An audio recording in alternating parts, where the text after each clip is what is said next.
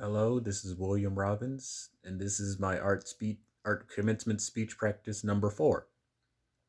Other ones were 1, 2, and 3. Uh, the title is "Make a Good Art: One of the Best Commencement Speeches Ever" by Neil Gaiman.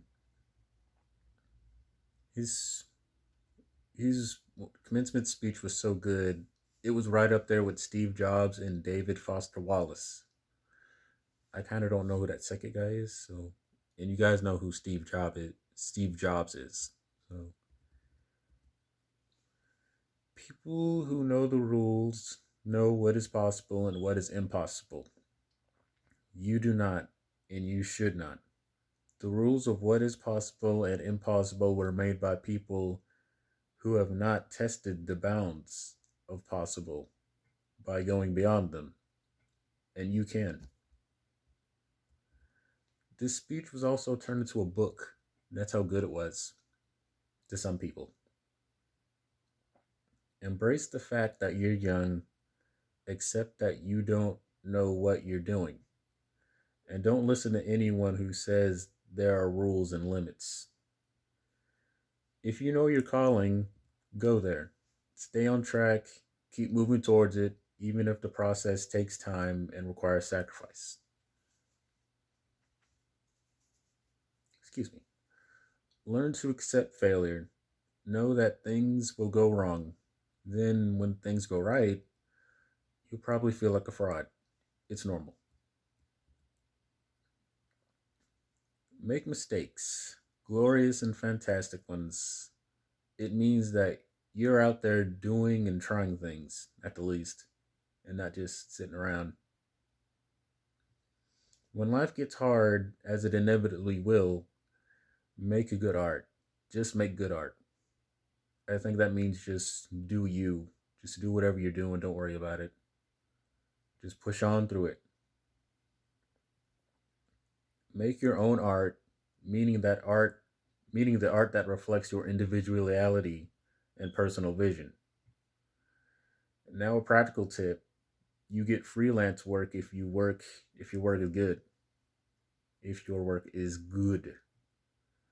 If you're an easy to get along with person, then you won't actually need all three, just two of them, two of the steps I said a minute ago. Enjoy the ride. Don't fret the whole way. Stephen King gave that piece of advice to Neil years ago. Be wise and accomplish things in your career.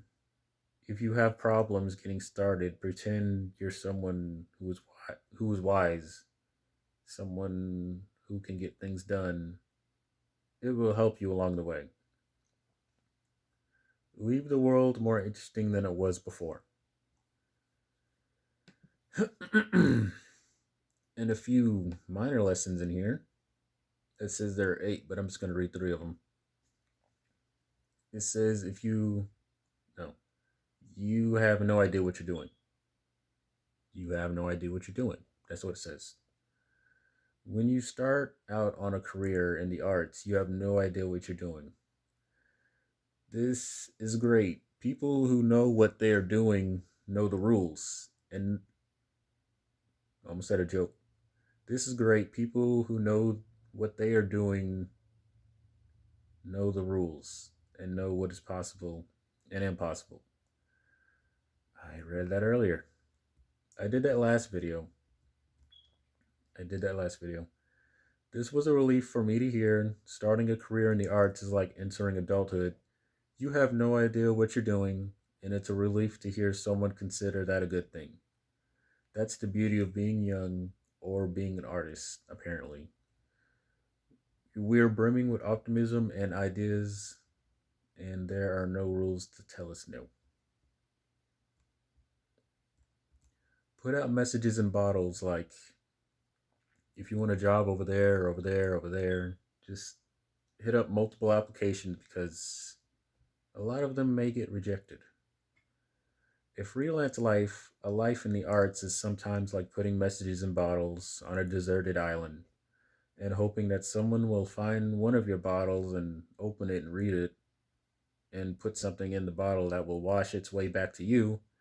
appreciation or a commission or money or love. And you have to accept that you may put out a hundred different things for every bottle that winds up coming back. This has helped me get through rejections and worse, no responses at all, both of us. Do work that you're proud of. I decided that I would do my best in the future not to write books just for the money. If you didn't get the money, then you didn't have anything. If I did work I was proud of and I didn't get any money, at least I'd have the work. Okay. Every now and again, I forgot that rule. And whenever I do, the universe kicks me hard and reminds me I don't know that it's an issue for anybody but me. But it's true that nothing I did where, dude, this guy writes weird.